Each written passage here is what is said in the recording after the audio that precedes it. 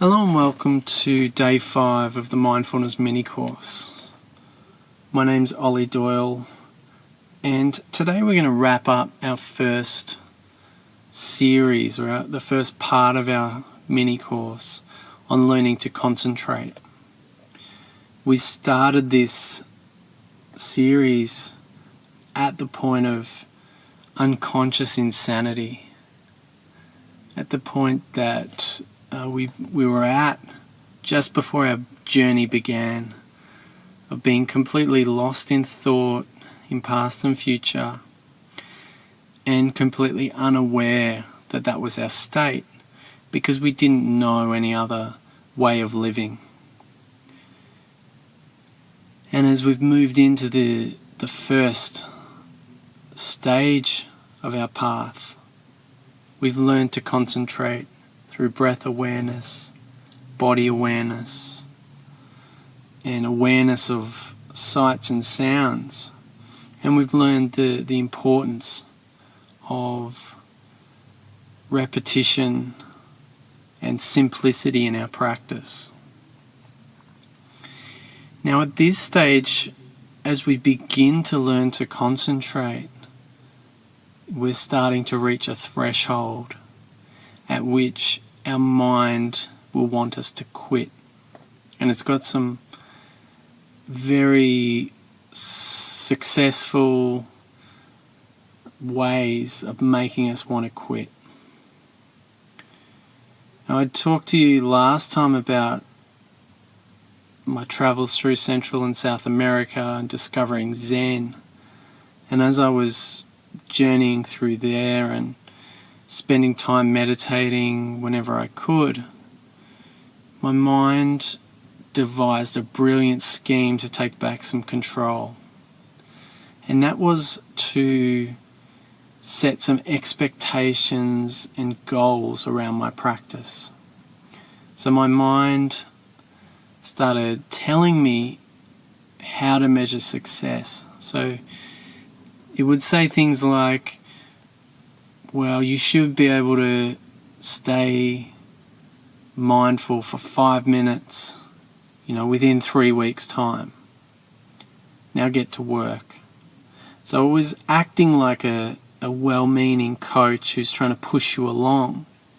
But in actual fact, it was moving my focus towards the future. So I remember sitting down on a beach in Costa Rica and, in so much inner turmoil, nearly in tears, and I had this moment of just giving up. Not of giving up the self or giving up on the life of suffering, but giving up on the path of meditation, of introspection. And it was shortly after the mind had introduced this idea that, well, success equals being able to stay aware for 5 minutes or 10 minutes or whatever it was. And when that goal wasn't reached, which of course it wasn't, then the mind started, throwing insults at me and beating me up and saying, so you can't do it. You'll never be able to do it. You may as well give up. And that's what I decided, sitting on this beach this day. It was like, I just can't do this. I'm not going to succeed. I'm wasting my time. I'm sitting here with my eyes closed, my legs crossed, looking like a fool. And everyone knows I'm a fraud, everyone who walks past. And there's no way it's ever going to work because I just can't do it. And in that moment I quit. And I put those meditation books to the bottom of my pack and I just quit. And I said, all right, I'm just going to live a normal life from here on. I'm just going to, get a enjoy my travels, and then I'm going to get a job, and I'm going to earn money, and I'm going to be successful, and I'm just going to have fun. I'm going to travel, I'm going to, do whatever people do and enjoy my life. And this inner wisdom shit is just not for me. It's not going to happen. And, looking back, I was in complete denial. I was trying to bargain my way away from this difficult path that I didn't want to face down. Because when you start your journey, and when I started my journey, it was all about enlightenment and these wonderful stories and pictures and words about this mystical state. And then when I sat down, it was about looking into all my inner shit, and I did not like it. And when that stuff started to come up, then I just wanted to run away. And that day I tried my hardest. And for 2 weeks, those books, I didn't throw them out, but those books were just dead weights at the bottom of my pack. And I read fiction books, and we travelled and, did whatever we did and had fun.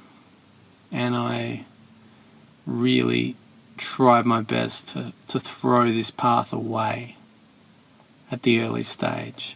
And looking back, I can see that I was on the threshold of stepping into this really dark forest, that I just got to the edge of it and went, maybe I'll just go home and live a quiet life instead. I don't think this adventure's for me. And yet I didn't go home, I just camped on the edge of that dark forest, maybe 10 meters back, and tried to look the other way, look at the beautiful views the other way. But what I saw was, and what I realized was that I couldn't go back. If I went back and just gave up, that it would haunt me for the rest of my life.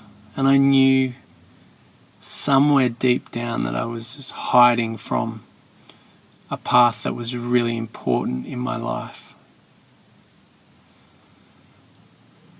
And I'm sharing this now because you will face this test as well if you haven't already. And your moment of crossing the threshold will be different to mine.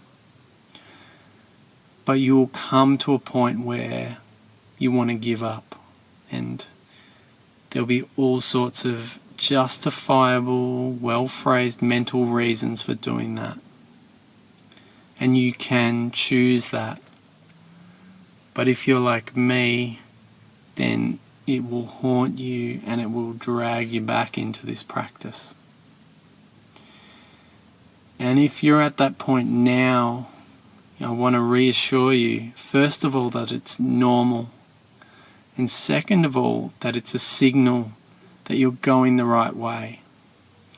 The resistance and the struggle is what shows us that we're moving in the right direction, because the mind is getting worried. It's uncomfortable now. And so, as we bring this first part of our mini course to a close, I want to say to you that whenever you feel that sense of foreboding or of wanting to resist and run away, that's a sure sign that you're in the right place and that you're moving in the right direction. So please don't stop. Thank you for joining me today, and thank you for coming along with me on part 1 of this journey, learning to concentrate. as we cross into the dark forest, we're going to start to see some of the inner workings of the mind. And we'll start to develop more insight into, what the hell is going on in our heads and why. So it's some darker territory, but it's well worth the difficulty. So I hope you'll join me on the other side of that threshold. There is a little written exercise for today, so please take a few minutes now to go through that and reflect on that. And tomorrow I'll be back and I'll see you in the forest.